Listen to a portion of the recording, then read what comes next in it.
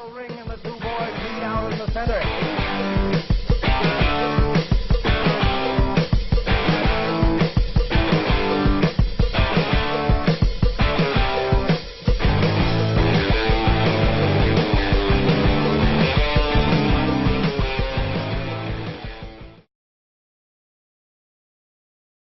Cut out whatever you're doing, because it's time for the nuts and bolts of pro wrestling. Well, howdy fans, it's old T Voeltz back again for this holiday edition of the Nuts and Bolts. And I say holiday edition because we are covering the Christmas Eve Monday Night Raw. And I'm not covering it alone this time. We have none other than Big Ray, as in Big Ray Hernandez. He's going to join us here in just a few minutes. We're going to talk all things from the Christmas Eve edition of Monday Night Raw. And that is not all. We're also going to get those, easy for me to say, we're also going to get to that poll result of who is the best when it came to the 1980s, Nature Boy Ric Flair and Hulk Hogan. And we put this poll out on our Facebook page on the Nuts and Bolts of Pro Wrestling. You can see that information right there on our screen. And if you are not already a follower of the Nuts and Bolts Facebook page, please do so. There's lots of content on there daily, lots of good stuff, polls, pictures, videos, you name it. And this was a particular poll asking who was best when it came to the 1980s, Nature Boy Ric Flair and Hulk Hogan. You might be surprised at the poll results. Those are revealed at the end of the video. But first, we talk Monday Night Raw. We did not have a chance to get to the other shows just because there was so much to talk about. A lot of great debate, a lot of questions asked to you out there watching. So stick around, watch the video, comment in the comment section below, and here's something that I want to mention to you. Have you ever wanted to be on something like this where you can discuss pro wrestling? Are you a pro wrestling fan? Do you like banter? Do you like discussing pro wrestling? Then you might be selected to be on a future episode of the Nuts and Bolts of Pro Wrestling. Now, how can you make that happen? Well, first you got to like and follow the Nuts and Bolts of Pro Wrestling Facebook page. Then hit me up privately. You can do that on Twitter. You see my Twitter listed there on your screen. You can DM me on the Twitter if you are interested in coming on for an episode or a segment of one of our future videos. Or you can also hit me up on the Facebook through that page listed there as well. So if you are interested in a future appearance on the Nuts and Bolts of Pro Wrestling, hit me up, DM me on Twitter, DM me on Facebook, and it might just happen. So, do you think you know a lot about professional wrestling? Do you think that you can add some good discussion? Hit me up. It might just be you. I'm talking to you, Donnie Reynolds. I'm talking to you, Eric Benson. I know there's a lot of other people out there. I'm talking to you, Gooch, and many others. If you want to be a part of this show, hit me up, and we will try to make that happen. But on this episode, we're going to talk about that Miracle on 34th Street match. We're going to talk about vignettes. And is there a right time and place for that? Is there a right time and place for themed professional wrestling shows? We're going to talk about the tag team title match. Was it too soon? We're going to talk about nicknames and is it okay for people to give themselves their own nickname? We're going to talk about this change we're seeing in Sarah Logan. We're going to talk about the size difference in professional wrestling and is it too much to suspend our disbelief? We're going to talk about Ronda Rousey and is the internet wrestling community right about her in-ring ability. We're going to talk about, there's a big reveal. There is a big reveal about a certain picture that's going around the internet involving Natalia. And we talk about, is it too late for some people to get this opportunity that the McMahons are promising some people are going to get? We talk about Lars Sullivan and whether or not he's going to be a contender or a chump. And we talk about the use of guys per show and if they are overexposed or not. This and a whole lot more. And of course, that poll result, who is better than Nature Boy, Ric Flair or Hulk Hogan? According to my watch, it's just about time to bring on Big Ray Hernandez. So stick around and we'll be back with Big Ray. Thank you. And we're back, and as you can see, our guest has arrived, the one, the only, Big Ray Hernandez. Big Ray, go ahead and put yourself over. All right, no problem. I've had that happen to me in many locker rooms. Ladies and gentlemen, I am the reporter of the people, the man with the plan. Big Ray here to stay to talk some lucha libre, which is your Spanish lesson for wrestling today. Thank you for having me on here, Mr. Travis Voeltz. Oh, well, you're very welcome, and thank you for being here, and thank you for your bilingual lesson there. How you doing today? I'm doing pretty good. I hopefully, from the last time we recorded, I have the whole cup gimmick fixed. I have the top on the cup, and it is dribbling a little bit here on the corner, but I don't want to give up the top. Well, and for those of you that don't know what we're talking about, if you go ahead and check out the last episode where Big Ray joined us, we gave him a lesson on how to properly drink his beverage. He hasn't quite seemed to figure it out, and he says he has figured it out now, but as we can see here, he hasn't. He's getting out his private towel, if you know what I mean. But I don't know about you, but I scarfed down my food in time to make this interview, and I got a bit of the holiday meat sweats going on. Well, how was your holiday? It was pretty good, man. I gotta humbly thank everybody who helped out my family, man, during this time. Again, you know, you guys, I'm not going to reiterate what's going on, but the fact is that it was like a Christmas miracle. I got to tell you straight up. Because you know my situation, and maybe some of your listeners or watchers don't know, but I did lose my job before Christmas, and it was just like blessing after blessing after blessing after blessing.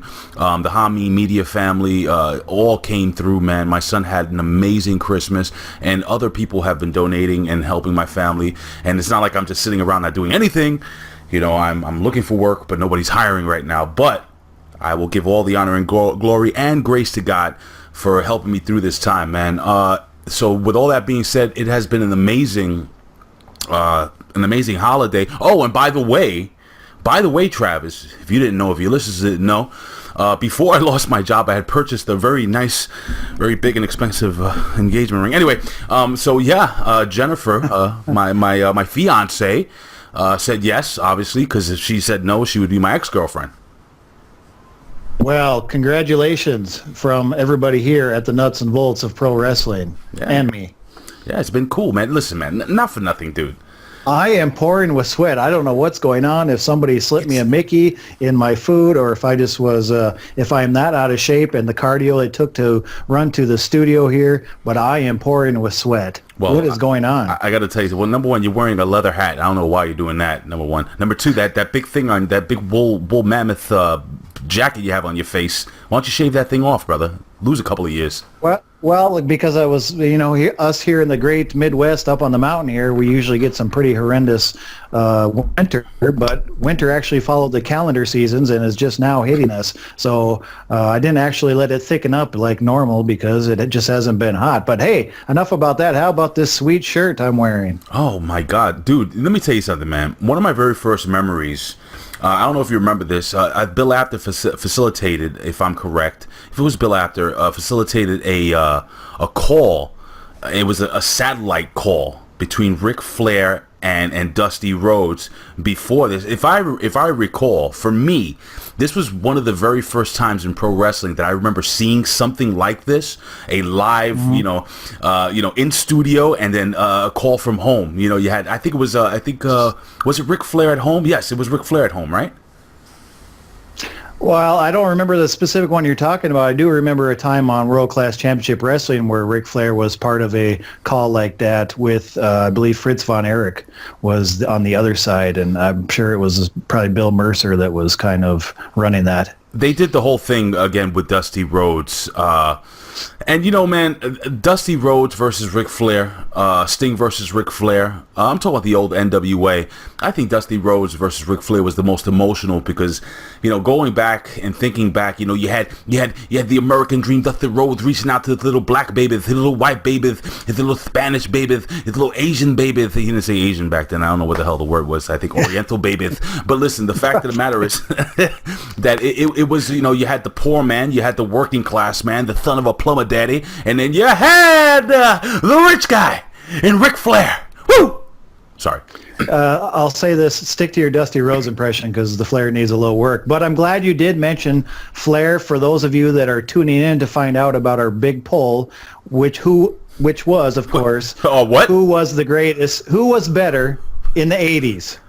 Okay, let's focus here. What are we putting over? I got the meat sweats here. I'm in near blizzard conditions outside. I'm doing the best I can. Okay. Hey, give me some credit for this sweet shirt here in studio. I'm probably going to have to change again mid-show just because I'm going to have Andre the Giant like sweat stains going on here before too long. Do you remember those sweat stains around 89? And he'd wear those 1950s old man button-up shirts because the poor guy probably that's all they had that could fit him, and those sweat stains were the most impressive sweat stains all under his arms, up and down his back, his chest. I've never seen sweat stains so tremendous as that. I got it's an ode to a man like Patrick Ewing, who used to sweat profusely down the court back in the 80s. The mailman? No, Patrick Ewing, dude, the dude from the New York Knicks. You son of a, you know what I'm talking about. Anyway, who was Karl Malone? Karl Malone? Are you serious? Aren't you from the mountains up there in the Midwest? How close are you to Utah? You should know this. But listen, I never seen a guy sweat through a dinner jacket. Go ahead. Sorry. No, I'm saying dinner jacket. Yeah, and I just never seen anybody sweat. And Andre always seemed to have like that brown dinner jacket on. Remember that big dinner? I call it a dinner tent. He was rather huge. Yeah, and he was very proud to have won the WWE Tag Team titles when it was actually the world title that was handed to him from Ted DiBiase. But hey, do you remember the Admiral? Adnan L. Casey? No, David Robinson, NBA. No, you mean David Robinson. Robinson. He was the Admiral. Oh, Mr. Robinson. Yeah, he used to do the Mr. Rogers commercials back in the day from the Spurs. Yeah, there's a guy at my shoot job that his name is David Robinson, so I'm calling him the Admiral. I don't think you should call it a shoot job. I think it'll be a lot of paperwork. He's about 5'5" and Caucasian though. So why is he the Admiral? Because his name is David Robinson. I guess. Okay. Anyways, for those of you wanting to know about the results of the poll, and of course, one of the poll questions was who was the best in the 1980s, Ric Flair, as mentioned here previously and on my shirt, or Hulk Hogan. Of course, these were the two biggest names in the 80s. Hold that thought until later in the show. You got to stick around until later on in the video, and we will give you the poll results, and I'm sure Ray will give his opinion. And, of course, the other poll question was, whose side were you on, Brett's or Sean's? So we'll give the results of those poll here later on. But first, we're not talking old school, we're talking new school, and we're going to the Christmas Eve edition of Monday Night Raw. Now, we all know that it was pre-taped. We all know that I don't like spoilers, and I don't partake in spoilers. So if you do, that's on you. But I live in the here and now, and wrestling is so much more enjoyable without spoilers. Big Ray, how do you feel about spoilers? I hate spoilers. You know, I cover Impact Wrestling. I covered Impact Wrestling for OneWrestling.com for a long time. Now at Hami Media with the Impact Attack, me and Ben Hameen, we cover Impact every single week. And yeah, the show is recorded almost a few weeks in advance, but I never have checked the spoilers. It takes away from the surprise. It takes away from there's a difference reading a spoiler and actually watching it play out on television. And I think it just takes away. And I hate when people post spoilers. I don't want to know that let's just say Bobby Roode won the United States title. I don't want to know that Brian Cage is the new Impact champion. Not that happened. That didn't happen. But I don't want to. Are you sipping out of a cat's bowl with your name on it? What is that? No, I was just having a little beverage. I got to cool down. A beverage? Why are you drinking coffee? It's not coffee. You're drinking coffee. I think your coffee is so hot that it's heating my body up. No, I drink my coffee in the morning because I have that glorious poop. Listen, that's iced coffee. Hey, speaking of glorious poops, was there ever a more glorious poop than that post-holiday poop after all those big meals? I don't know about you, but I had 3 days of holidays, 3 big holiday meals. We're talking meatballs. We're talking Little Smokies. We're talking... you name it. And sorry, I don't mean to laugh, but when I think of Little Smokies, I think of Tommy Wonder. But anyways, Little Smokies, meatballs, desserts upon desserts. And by that 3rd day, my internal organs, my colon, was ready to Tonka all over the walls. And by that 4th morning then, I drank that coffee, and I didn't even get through that first cup, and it was glorious. How about you? Well, I got to tell you something. I try to be smart because, again, I don't eat the way I used to eat. During Thanksgiving, Travis, I used to have like 3 or 4 servings of big plates. So I said, you know what? Easy. That's normal. Yeah, so I said, you know what, Mom? I said, listen, this is what I'm going to do, okay? I try to trick myself into thinking I didn't eat that much.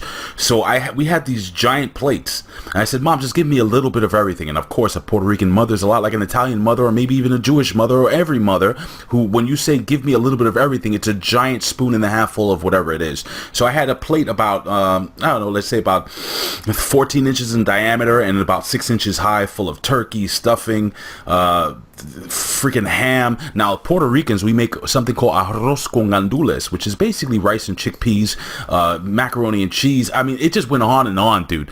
And then I said, all right, I'm full. I'll have dessert. And and I said, Mom, just give me a little bit of everything. So I have like this beautiful cornucopia of colors, apple pie next to a cheesecake, next to a blueberry cake. It was just a beautiful, and it all came out the same color at the end. If you know what I mean. Yeah, I know what you mean, and I'll be honest with you, I haven't been hungry in a week, but there were lots of hungry talent when it came to Monday Night Raw, pre-taped or not. And yes, we know about the big announcement last week and all the scuttlebutt about that big announcement. And I thought for an in-between episode, meaning yes, it was pre-taped. Yes, they're not really going to put all their eggs in one basket just yet. They're going to take off big and better and with some new material in the new year. So this in-between episode, I thought was pretty good. And it started with a Miracle on 34th Street match. At least that's the first thing I have in my notes here. And something that I noted right away was the humorous but very hilarious Legos chant. The Legos got a tremendous chant in that opening matchup in that Miracle on 34th Street. And one of the best lines I heard on it was Corey Graves saying that the ref looked like the Lego man. Big Ray, did you see the Lego movie? I did see the Lego movie. It is possibly one of the greatest films ever made. I could not stop singing that stupid song. Everything is awesome. Everything is cool. Everything is so everything is awesome. Oh, sorry. Yeah. The other spot I really liked was the bowling ball spot. It's not the first time we've seen the bowling ball spot, but since they pull it out just every once in a while, it's pretty funny. He had him in the corner. He had Lashley in the corner with the leg spread, and he got a 7-10 split. It was hilarious. Speaking of 7-10 split, did you watch that Natalia and Ronda Rousey match? Did you see the meme going around? Yes. I did not see the meme. What was the meme? I will send it to you. I don't know if you're able to look at your phone, but I'll just describe it. It is. Right. I'll take a look. Let's talk about it when we get to that match. How about that? You go ahead and send it to me in the meantime. I'll look for it. And I will we'll have a live reaction as I see this for the first time. All right. Anyways, Graves also said in that Miracle on 34th Street match, there was even a mention of Yo-Yo Ma. So he popped me on that one because anytime you can reference a Yo-Yo Ma, who was also mentioned on Seinfeld, you got a thing on me. But here's the question I wanted to ask you about this Miracle on 34th Street match. This was obviously a themed show, being it was taking place on Christmas Eve. I want to get your opinions on the themed shows like this. Like, this was very much a Christmas themed show. How do you feel about themed shows when it comes to wrestling? I don't mind them. You have to understand something, guys, and I know you have the hardcore wrestling fans out there. December 24th, Christmas Eve, December 25th, a lot of kids are watching, so they're going to tone down a lot of the violence, I guess you would say, the seriousness of the program, and they're going to show a lighter side. How many times, I'll use a perfect example. Back in the day, there was a cartoon named He-Man, Masters of the Universe. I'm sure you're very... Yeah. All right, well... I have the power! Anyway, so basically, don't ever do that again. So Skeletor is the most, he is the epitome of, he's so evil, he doesn't have a face. He has a skull for a head. I had a teacher like that once. So basically, get your point. So basically, Skeletor, the most evil man in the universe, during the He-Man Masters of the Universe Christmas special, showed a softer side. I don't know if you guys will remember that. You can Google it. He's, he had a little space puppy in his arm. Remember, he had a little space puppy in his arm and everything like that. He saved these 2 kids that fell from Earth. So listen, put everything aside, guys. I was always a fan. Now, like the Halloween specials and all that stuff, sure, it is what it is, man. Hey, I think everybody needs a break. Everybody needs to, like at work, when you guys have your holiday party, that's basically what it is for the WWE. They're still working, but they're having fun, man. I don't see there anything wrong with it, to be honest. And I agree with 2 of the points that you made there. Number one is we get, it's very similar week in and week out. There's no off season. So to see something different like this every great once in a while, I don't think it hurts anything. It's nice to see some variety. As much as we maybe dislike when they would go to the UK and it was always we're going to have the red telephone booth. We're going to have the funny cars up there and things like that. At least it was something different. And that's the same with these themed episodes. They're rare. They're few and far between, but it's something different. Why not? I mean, and the second point that I agree with is that the WWE is not just appealing to the internet wrestling community. Right. The diehards, come thick or thin, are usually always going to be there. This is a much bigger company than that. They're going to cater to the worldwide audience, and the worldwide audience knows that, okay, this is Christmas Eve. They want to see things like this on Christmas Eve, and those are the people that they're catering to. So the internet wrestling community is going to get the results. They're going to watch. They're going to DVR it. They're going to see the highlights regardless. But they're going to appeal to a much bigger audience by doing things like this. I'm having a hell of a lot of time finding that Ronda Rousey picture. So please proceed. As I don't want people to think I'm rude looking down at nudes that Travis Voeltz sends me on a regular basis. Which, by the way, you look great. Well, between the towel you put on your lap and the little Smokies talk, I thought maybe that's what you were looking at. But here's the other thing that I also noticed in this show is there was as far as this themed show goes, is they were doing all these backstage, probably pre-recorded vignettes with the various members of the roster giving their various holiday messages. Now, I, for one, really like this. This was something different. You got to see some different personality from some of these guys that don't get a lot of television time. I was a big fan of these pre-recorded vignettes. What did you feel about that? What, the pre-recorded vignettes for what? Yeah. For the various superstars backstage talking about holidays and things I like that. Yeah, during the holidays, that's cool, man. During Thanksgiving, most of those vignettes will end up in a food fight. You know, every time. Every effing time is going to end up in a food fight. Listen, again, and I don't mind the characters breaking kayfabe so much. I remember one year they did one of those recorded gimmicks where The Undertaker kind of just, said he was back. He was still wearing the purple and the dark blue, and he says, I want to wish you all a happy and Merry Christmas. And then he would throw in the rest in peace. And it's cool. Are you drinking liquor now? What is wrong with you? Nope, just staying hydrated. Where'd you get that canteen? It's pretty cool. I got it from Billy Ray Valentine when he went and saw the... what do they call those? The pyramids. Yes, the pyramids. I remember them very well. Yeah. I've never been there. Yeah, he remembers them all too well with his tinfoil hat that he always wears. But let's move on, because there was a really good tag team title match between the Glorious team. I don't know. Do they have a team? Do they have a team name? Bobby Roode and Chad Gable. I'll just call them Glorious. We know who we're talking about. And the Revival. A couple things here. Number one, is this finally the time where the Revival is going to get a little steam behind them? I found the picture. No, listen, man, here's the deal. The Revival is a really good tag team. I think the Revival would have gotten over in every single era except for this one, if that makes any sense.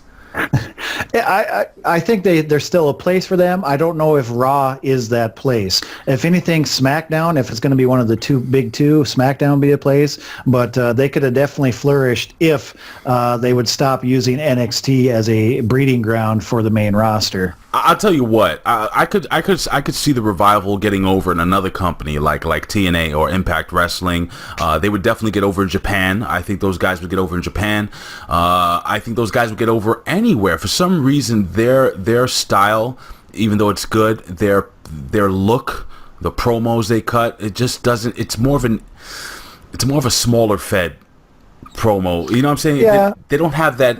For me, they don't have that it that makes me want to watch. Like if you watched a team like Demolition back in the day, they weren't the best technical tag team. They just basically beat people up, but they had that it. They had a certain look, a certain size about them. These guys are just run-of-the-mill dudes from TNA. And they were a bit snake bit when they first got their first momentum. They got some injuries slowed them down, and they aren't exactly the biggest guys in the hunt. But I do have some hope that they're getting a little steam behind them. But here's what I didn't like about this match. As good as this match was, I feel like it was just too soon. If this is maybe just even a micro bit of a pump up the tag team division, and if the revival is just getting a little bit of a push, why would you already have this matchup? The Glorious Team, they just won those tag team titles, and now already, and the Revival just became the number one contenders, and boom, here we are, and now they're already having this tag team title match. Do you feel it was too soon, or is that just the way it is nowadays? It's the way it is nowadays. I like back in the day where you would have the heel tag team. Basically, what they would do is they would mock the baby faces or show up alongside the ring. They would never touch. They would cut promos on the baby faces, and then eventually they would show up during a match where the baby faces are having let's say a non-title match versus some enhancement talents, and they would cause the champions to lose that non-title match, and then it would lead into a non-title match. And then, then eventually you would continue building until you get to a big show where you would either have that tag team, let's say the Revival, win the tag team titles or lose the tag team titles. So it was months and months of build-up. Now it's just everything is shotgun. What I think it is just basically the WWE at this point in juncture are just preparing another team to face the Glorious Ones. Let's call them the Glorious Ones. Remember the Fabulous Ones. Let's call them the Glorious Ones. To face the Glorious Ones. And these guys are just a transitional feud for them, if that makes any sense. Yeah, and I think that's one of the main problems with the tag team division, especially on the Raw brand, is that everything seems to be just transitional. They don't seem to do anything concrete. Even the firing of Rhino, and suddenly he showed up as Rhino Claus. That was out of no place without any explanation whatsoever. Wait a second, whoa. Rhino is Santa Claus? He was at that particular moment, but somehow I missed the entire segment with Vince Claus. I don't know when that was, but I heard about it after the fact. I heard about it also. I got to tell you something, man. I wasn't really paying attention to Monday Night Raw. Too much going on. But I did hear that Vince McMahon was, Well, he announced finally that there's going to be a women's tag team champions, but he also, I heard just a brief clip where he announced that there's going to be some sort of cage match next week. I didn't hear who or what it was, but I can look there's going to be a tag match. Yeah, why don't you look into it as we move on here? The next thing that really caught my eye was Drew McIntyre was out, and he had the microphone, and he called himself, he says, "This Scottish Psychopath." Well, come on. Even if that's a good nickname, you can't nickname yourself. What do you think, Big Ray? Can you nickname yourself, or does it need to come from other people? No. It's like the streets. Like, you ever play some b-ball?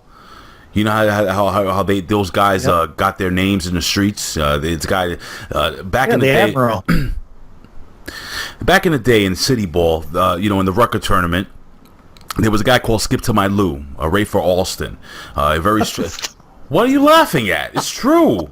Is this a shoot?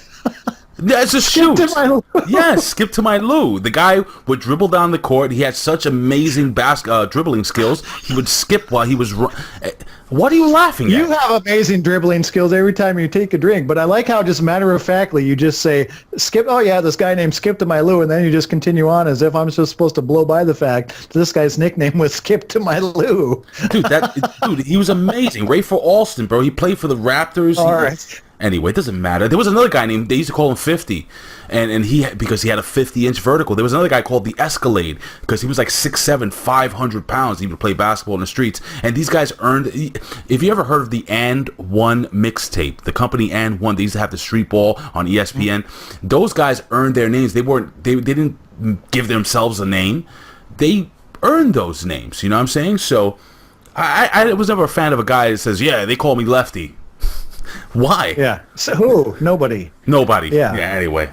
Yeah, it's like Tommy Wonder saying, hey, they call me Little Smokey. No, we need to give you that nickname, and we have given you that nickname as of right now, Little Smokey. You was Little Smokey for the holidays. So I didn't like the fact that he called himself the Scottish Psychopath, as much as we don't like when Michael Cole tries to drive a new nickname down our throats like an extraordinary man doing extraordinary things or whatever that dumb thing is that they say for Finn Balor. But don't give yourself a nickname. People watching this, what do you think, universe out there? What do you think? Can a person give themselves their own nickname, or does it need to come from somebody else? Hit us up in the comment section here. Hit us up on social media. Hit us up on the Twitter that you see on the screen here. I want to hear from you. Can you give yourself your own nickname, or does somebody else need to give it? Now, here's what I did like that he said. He predicted that he was going to win the Royal Rumble. And I said a while back, very early prediction, Drew McIntyre is your men's Royal Rumble winner. What do you think? Who? Drew McIntyre. Are you still looking for that Natalia picture? No, I'm freaking getting texts from my ex-wife. She was at Raw, not Raw. She was at the holiday show with my son. His aunt every year gives him freaking great tickets to the show. I'm never invited. Okay. Do you have to go? No. Good. I wanted to go to the show though. No, yeah, that's what I meant. But I mean, do you have to go right now? No, I don't have to go right now. But anyway, please ask me a question. Sure. I just keep getting interrupted. All right, ask we'll continue with you if that's the case. Ask me a question. Who is your very early prediction to win the men's Royal Rumble this year? This year coming, or this year that just passed? 2019 in 1 month. This year has not passed. 2019.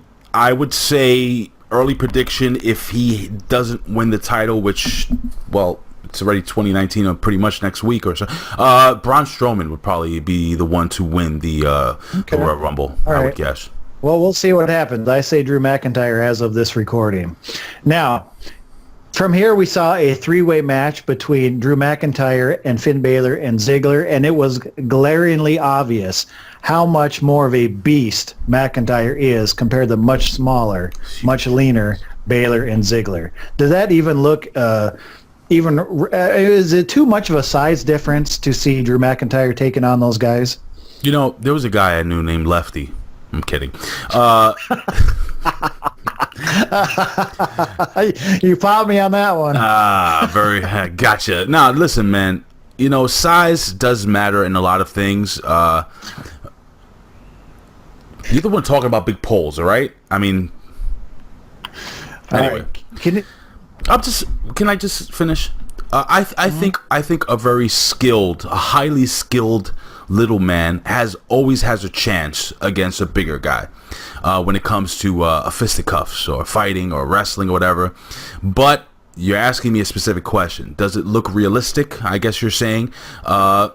You kind of have to suspend your disbelief just a little bit to enjoy this. I think if it was a shoot, I think, Drew McIntyre will probably mop the floor with both of those guys at the same time, to be honest. Now, I think you brought up a good point. You have to suspend your disbelief. And what I'm saying is they got to make it a little bit easier for me to suspend my disbelief. It's hard for me to believe that Finn Balor is going to be able to take on and actually win against Drew McIntyre. The size difference is tremendous. And I'm all for suspending my disbelief, but they got to make it possible for me. And I just don't see that as possible when those two face off against each other. No, I mean, and listen, I've seen legitimate fights. Like I said, I used to train when I was a kid in Gleason's downtown Brooklyn, and we used to have the heavyweights mixing it up with the welterweights or the I remember this guy. We had this guy Steve that he used to fight at like about 205, and he used to like to spar with lighter guys. And sometimes the lighter guys will get, listen, an accumulation of punches will basically take anyone out over the course of time. And there are a lot of little guys that have a lot of power. Why do they have to be Cuban?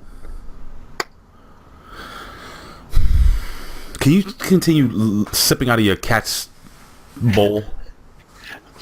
Here's something that surprised me is Baylor actually won this match. Now, are the rumors true? Is Finn Balor actually going to be getting on a bit of a consistent winning streak? I did hear that.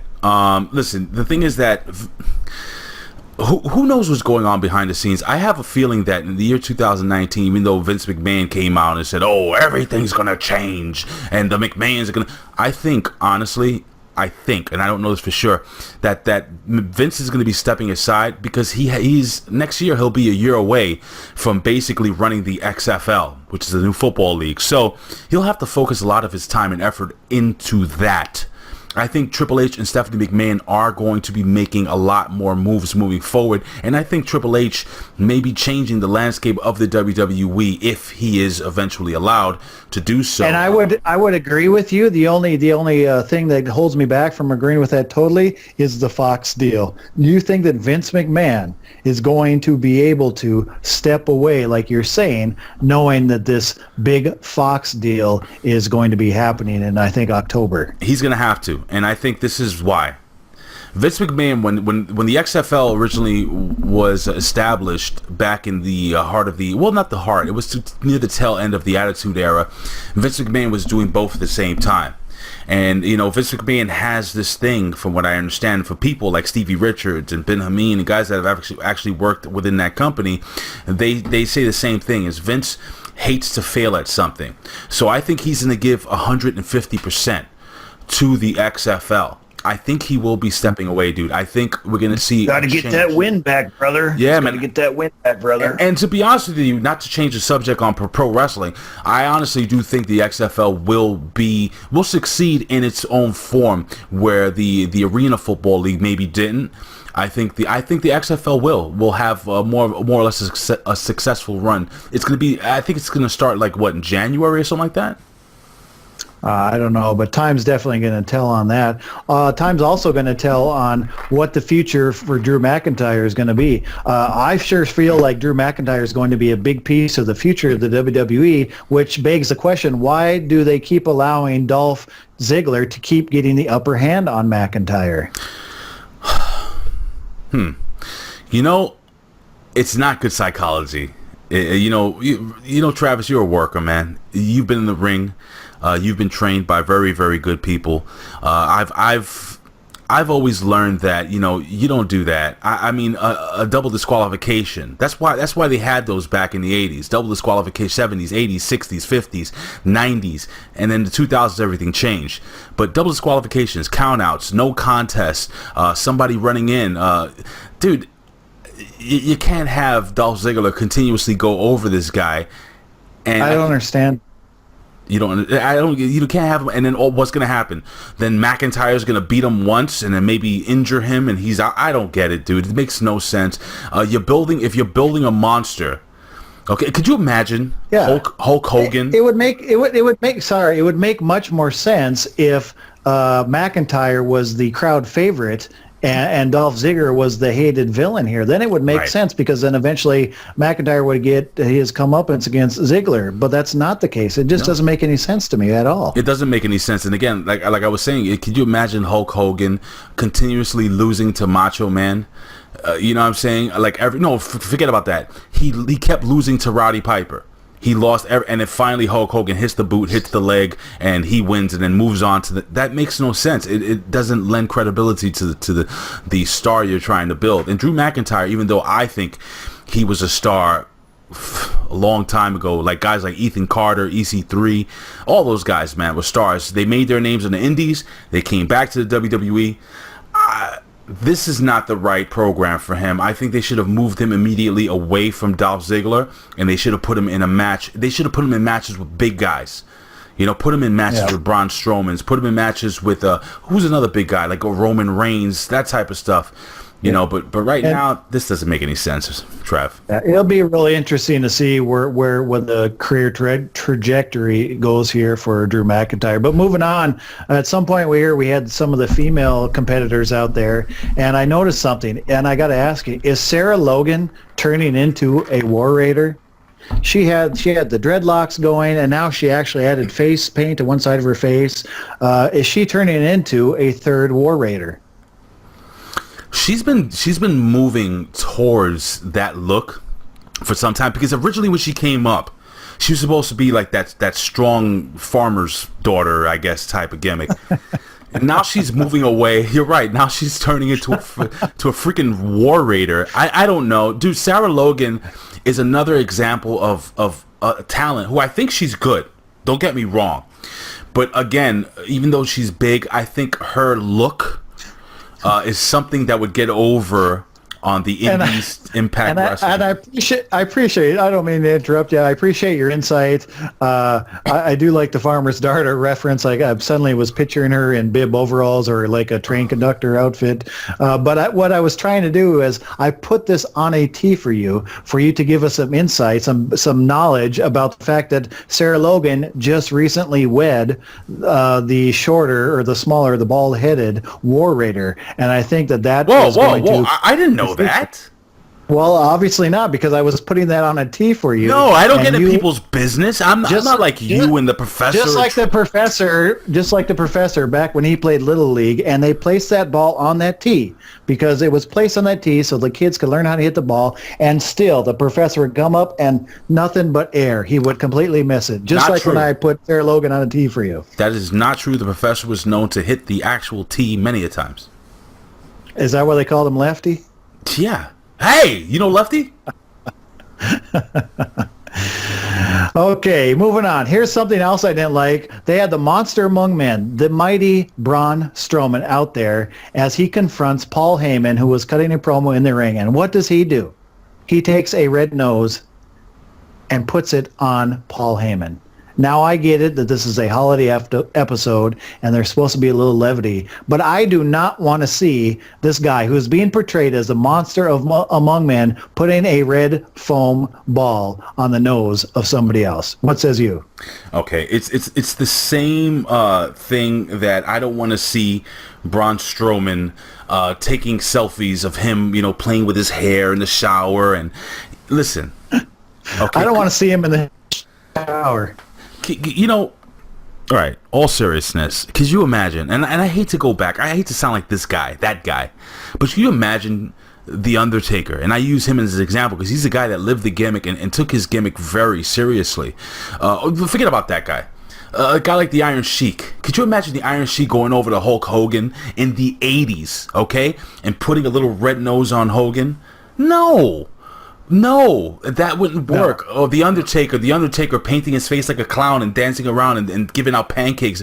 No, that's not gonna happen, dude. I you know what? He should have put the red nose on Paul Heyman, and then should have punched him in the nose, and the nose should have flew out into the crowd. But I don't want someone that is the monster among men to even know anything about a red ball nose. Like, he should never even step foot in a store that would sell something like that.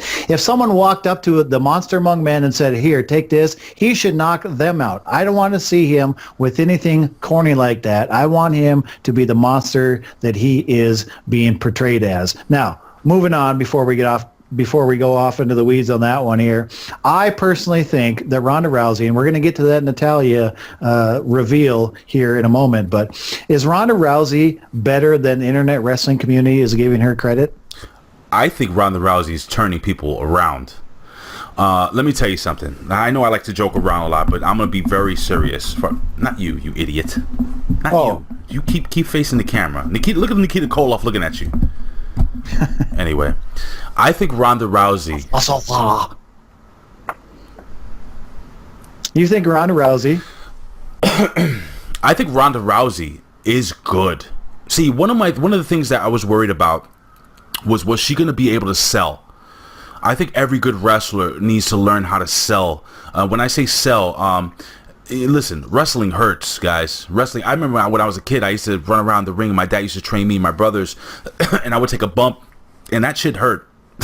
It hurts. The wrestling ring is not soft. It hurts a lot. And my dad wrestled every day for I think for almost over a decade. Okay, that sucked. My dad was very hurt. But I was afraid that Ronda Rousey would not know how to act, not know how to sell, not be too big for her britches, be too arrogant. The girls come in there. She puts forth good matches. She's learned how to cut a promo. Yes, she smiles. She should smile. She's a beautiful woman with a beautiful, marketable smile. But what I do like now, she smiles, she comes to the ring, she high-fives the fans, but when she grabs a microphone, she changes. And you see that fighter in Ronda Rousey, and she's done, in my humble opinion, brother, she's done a damn good job, Travis. I think she's a very good Raw champion. I agree. I think history is going to realize just how good she is in such a short amount of time. I think she's never really had a really bad match that we've seen, and they just keep getting better and better. But this match with Natalya, I thought it was real good. You could definitely tell that they've spent a lot of time training together, because it was very smooth. It was one of the smoother matches that we've seen Rousey in to this point. I thought it was a really good match. But are we ready for the big reveal?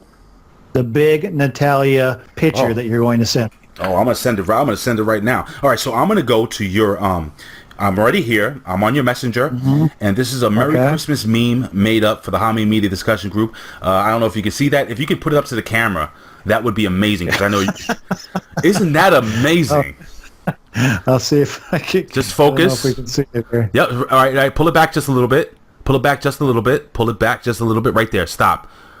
Wow, I think Natalya can taste what Ronda Rousey had for a Christmas dinner. Now this is the first thing I think of. Well, it's not the first thing I think of, but it's the first thing I'm going to mention here on the air when I see this picture is, hasn't there been other pictures with Natalya where she's done something a little risque and it's been caught on film? You know, the thing is that I don't think she meant to do, I don't know if this is some type of finisher. You know, she was trying to get at her finisher. Oh God, dude, that is just splendid. Yeah, I believe when one of the angles where they were attacking everybody backstage, there was a picture taken, and she had her hands full of some grapefruits, if I remember. But moving on here. Oh yes, we gotta keep time out. Here. Who was it?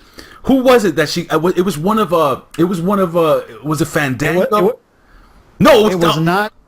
Dolph Ziggler, it was not Tyson. It was not Tyson Kidd. I know it was either Fandango or the other kid or Dolph Ziggler or something like that. I don't remember. She grabbed somebody's nuggets. I'm just saying. Yeah, she's right out of Christmas Vacation or one of the other Griswold movies where they do those still shots, and the wife Clark W. Griswold's got her hand on Clark's grapefruits. Let me tell you something. W. Griswold. I was watching that movie with Jennifer, and I turned to Jen and I said, "Honey, she was hot." Mama Griswold was hot. All right, moving on. You're gonna no-sell that? You don't think she was hot, Mama Griswold? I'm not disagreeing with you, but I'm also not commenting. All right, we also saw on this Monday Night Raw a 3MB match. Okay, we saw two members of 3MB taking on each other, and it got me thinking, because here they have Heath Slater in this match taking on Jinder Mahal, and as the McMahons have said, as Triple H has said, we're going to be giving some people some chances. Is it too late for some of these guys, like a Heath Slater, like a Zack Ryder? Have they just been around too long, like a Dolph Ziggler, that it's too late, that even if they got some steam behind them, that people just aren't going to get behind them because they've just seen them for too long? Is it too late? Even if they would now finally be the time where they finally get a push, some momentum, is it too late for that group of guys? I am of the belief that it is never too late. I am not one of those wrestling... I'm not one of those guys, one of those wrestling fans, one of those wrestling reporters, pundits, whatever you want to call them, that believe that it's too late for anybody. And then again, I'll go back to someone like Hulk Hogan, who had been on top of the industry for so many years, but he found something that not only made him relevant, but in my humble opinion, I believe black and white NWO Hogan may have been more popular or just as popular as 80s red and yellow Hulk Hogan, dude. Yeah, they got to reinvent themselves. They cannot be the same old act that we've seen for the last 10, 15 years. Even if we've liked Zack Ryder and the Woo Woo Woo and his YouTube show and all that stuff, these guys have got to reinvent themselves. Because even the top of top, we're talking Mount Rushmore top guys, Randy Savage, guys like that, Hulk Hogan, these big names, even they, to some degree, Chris Jericho, they have to reinvent themselves to stay relevant. If I may, I mean the biggest and best example and the most famous example is that of I was going to use Stone Cold Steve Austin, but I'm not going to use him. I'm going to use a guy like Diamond Dallas Page, who made a career as a manager.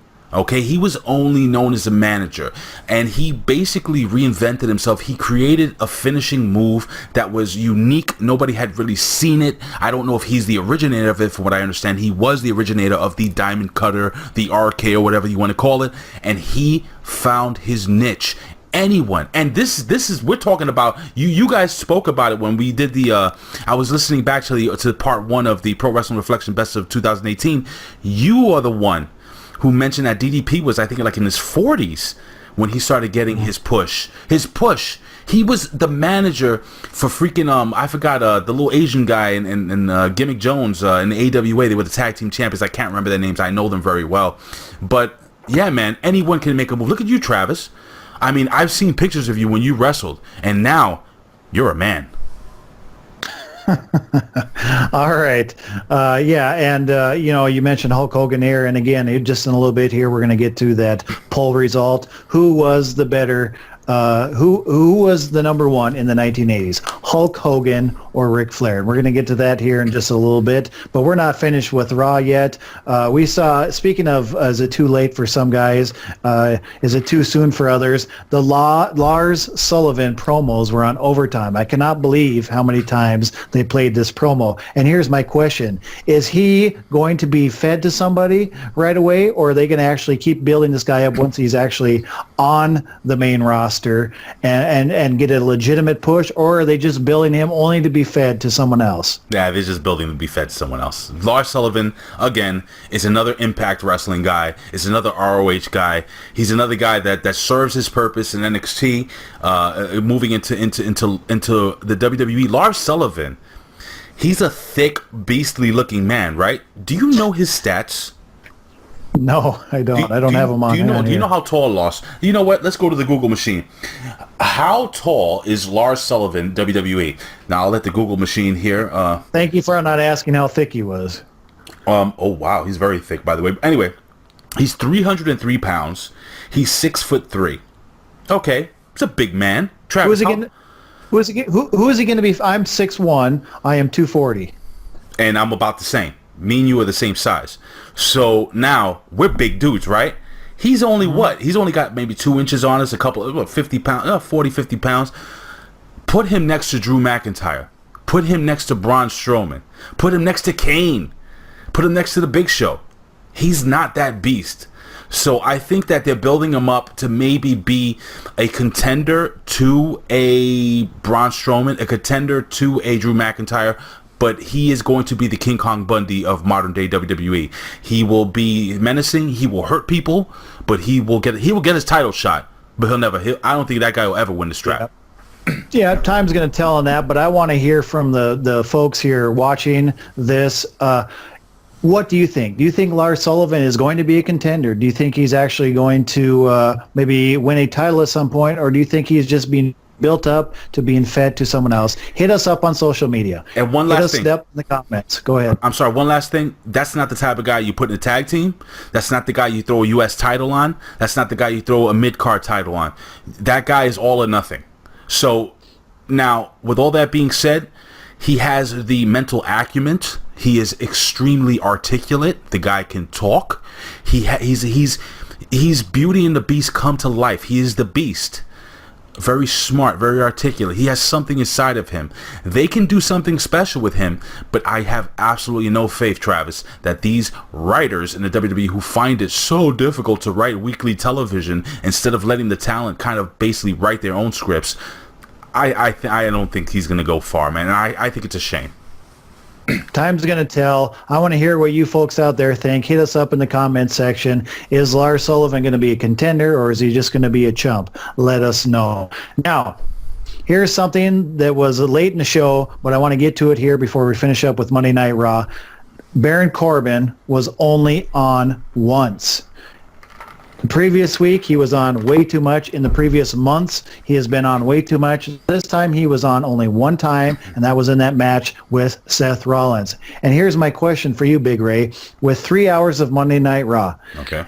lots of talent out there. Why can't it just be that way for every person? Let us see them once. Everybody is getting overexposed with all of the WWE programming. With 3 hours, why not showcase a lot of different people? Maybe it's some 205 Live guys. Maybe it's some of the female competitors. Maybe it's some of these people that they have never got that legitimate push, that steam behind them. Why not just see these guys once per show, like in this case Corbin, to where they're not being so overexposed, and maybe your favorite Seth Rollins, and they just show him one time. Now you're looking forward to seeing him again instead of getting tired of seeing a Dean Ambrose 5 times throughout a 3-hour show. What do you think? I agree. Number one, I would actually change the formula. Now, I know a lot of old school guys like myself, guys that were trained by Rip Rogers, like Ben, they would say that, your high spots match should be somewhere in the middle of the card or towards the end of the card. But I would change it up. I would give the first match of the night every single night to the 205 Live guys. Yeah, I would totally agree. Oh, you agree? Cool. I would do what WCW did. I would do when TNA was at its best. Every night would start off with an amazing X Division match. AJ Styles, Christopher Daniels, Elix Skipper. I'm talking about like the best high flyers out there. I would do that. 205, your first hour, man. Have them boys just run roughshod. No promos, just wrestling. The crowd is hot. They're just getting there. I would love that to happen. Now, I agree with you, man. Yep. I think that if you're going to have, let's say, Baron Corbin, okay, he has one segment. And guess what? The segment, there doesn't have to be a beginning, middle, and end. This is not a 30-minute sitcom. This is where the WWE is making a mistake, in my humble opinion, as a reporter. What I do feel is that it's okay to have a middle.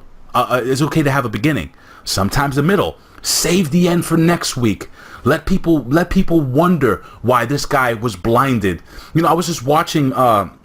Exactly. We have to have a reason to tune in the following week. We don't need everything all at once. There can be some story arcs.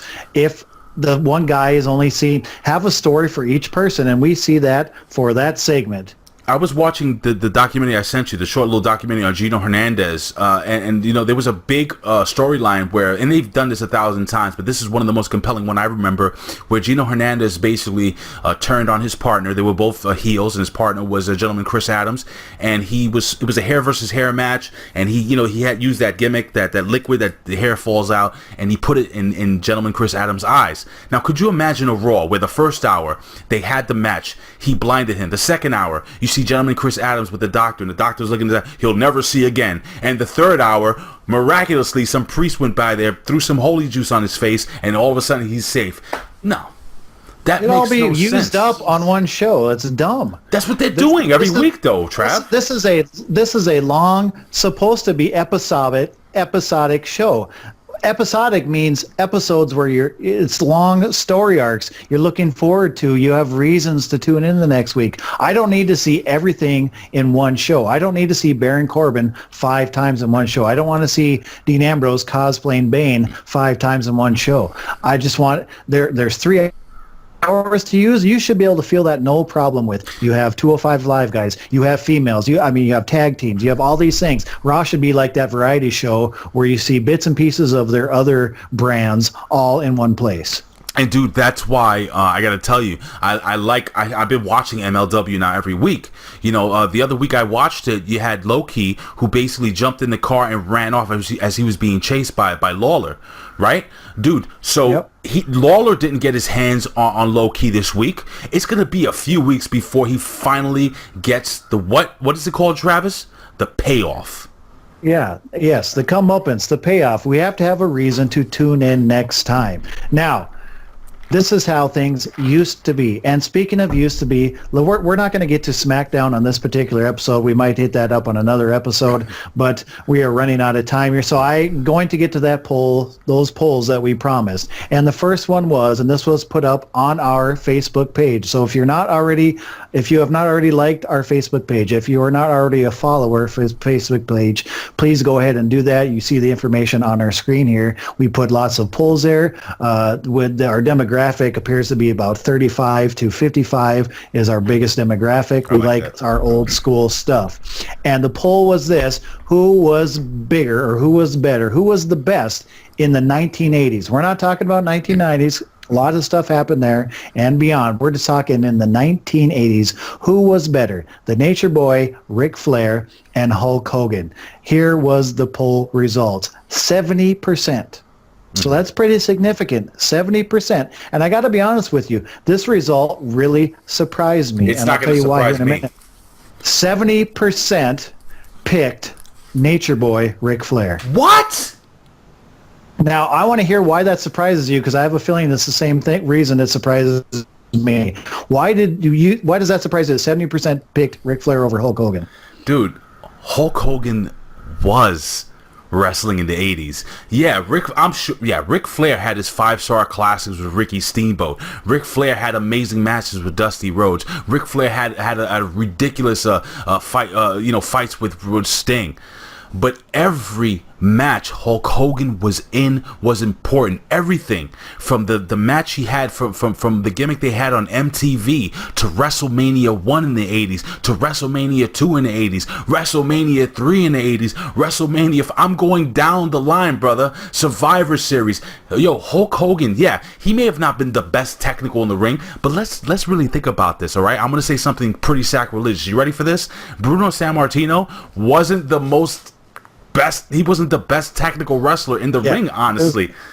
He was boring too. He was punching. Sorry, no disrespect, Bruno. Listen, Bruno Sammartino was punches, kicks, and a bear hug. That was his gimmick. And people want to have you ever seen Hulk Hogan wrestle in Japan? Hulk Hogan can chain wrestle if he wanted to. He didn't have to. He wants to. He didn't have to. And I'm going to go, just give me 30 more seconds. The crowd. Give me 30 more seconds. Hulk Hogan was the one that brought Hollywood into the world of professional wrestling. Everybody knows Hulk Hogan. Everybody knows Michael Jordan. Everybody knows Tiger Woods. Everybody knows Muhammad Ali. Everybody knows Hulk Hogan. Hulk Hogan is the Muhammad Ali of professional wrestling. And yes, do I think Ric Flair is a better wrestler? Absolutely. Do I think Ric Flair cuts a better promo than Hogan? Not necessarily. I think Dusty Rhodes cuts a better promo than Ric Flair and Hulk Hogan. Do I think Ric Flair cuts a better promo than Hogan? Not really. This is my opinion, though, guys. Yeah. I know you guys will probably hate on it, Travis. So I agree that I was surprised because of the fact that Hulk Hogan is Hulk Hogan. Hulk Hogan was wrestling in 1980s. Now, the poll results did not upset me because my all-time number one, if I'm ranking my favorites of all time, is Ric Flair, and he always has been since I discovered Ric Flair. But what doesn't surprise me that Flair won is he is much more well-known. He might even be more well-known now in 2018 than he was in the 1980s, just because of all the things he does nowadays with his speaking engagements, his promotional tools, the sports teams, the drip, all that stuff. Go ahead. Can I tell you who's better than both Hogan and Flair? Who? Macho Man, Randy Savage. Yep, and that's a debate for another day. He is in my top 3 all-time favorites. So since I said 3, you can figure out who that was. By the way, my number 1 of all time is Kurt Angle. I love him. Could have got over in any I want you to hold that thought because we're actually going to be working on that for another episode. We're talking about the greatest of all time, so we'll hopefully have you back for that episode. But as far as this poll was, the followers out there, 70% picked Ric Flair. So those of you that did not vote, those of you that are tuning in, what do you think? Who was best in the 1980s, Nature Boy Ric Flair or the Hulkster, Hulk Hogan? And hit us up in the comment section on this video. Hit us up on social media. I want to know who you picked and why. And are you surprised or not surprised that Ric Flair got 70% of the vote? Now, of course, we talked about the Bret Hart vote, Shawn Michaels. I think we're going to save that for another day as well, along with maybe SmackDown for another episode. But we're going to get going. Big Ray, do you have any final thoughts for us? Well, listen, all seriousness, guys, depending on when this video is being played, depending on when you're watching this video, preferably it's probably going to be on Facebook. I just want to thank you guys again for, being there for my family. Thank you guys for tuning in. Thank you, Travis, for being like a legitimate, real friend to me and a brother in Christ. I appreciate you, bro. Again, I'm not going to say anything to embarrass you, but I appreciate you. Listen, guys, here's the deal. If you guys want to know what I'm doing, guys, just give me a follow on Twitter at Big Ray Show, on Instagram at Big Ray Show. Go to Facebook, find Raymond Big Ray Hernandez, or if you can, subscribe to 2 Facebook pages. Number 1 is the Hameen Media Discussion Group, and number 2 is the Pro Wrestling Reflection podcast. It's the Pro Wrestling Reflection Facebook group. And wrestling is WRASSILIN, I think, if I'm correct. Wrestling. And check that out. All right, guys. And we're always co-posting, and along with Nuts and Voeltz here, guys. I love coming on with Travis. I think me and him have a really good chemistry here. We always have fun. And forgive me, I was legitimately getting message after message after message. Nobody ever bothers me at this time on my phone, but I have my ex-wife calling me. I have this Bob's ex-wife calling me. I have this guy's. I have Lefty. Lefty called me like 3 times. Lefty, all right. Anyway, go ahead, Travis. Thank you so much for having me on, bro. It's always a pleasure, man. Yeah, no, we sure appreciate you following along with us here today if you've been watching. And as always, hit up Big Ray on the Twitter, as he mentioned. Hit up that at PW Reflections on the Twitter. Great podcast. Check out all things Bill Apter. His handle, of course, on Twitter is at Apter1Wrestling. That's right. His book is Wrestling Fixed? I Didn't Know It's Broken. Is still available. It's a tremendous read. It's a quick read. He also has a great podcast at the Apter Chat on Twitter. You can learn all about that. Big shout out to Tommy Wonder. Big shout out to Tommy Wonder. Tommy Wonder and his. We're not going to get into pop dolls and Tommy Wonder, but that's a story for another day. Don't ever do that again. But that's it for this episode of the Nuts and Voeltz of Pro Wrestling. We appreciate Big Ray joining us. We appreciate you joining us. Give us comments. Give us feedback. Hit us up on social media and in the comment section. And until next time, everyone, remember, God is great. Amen.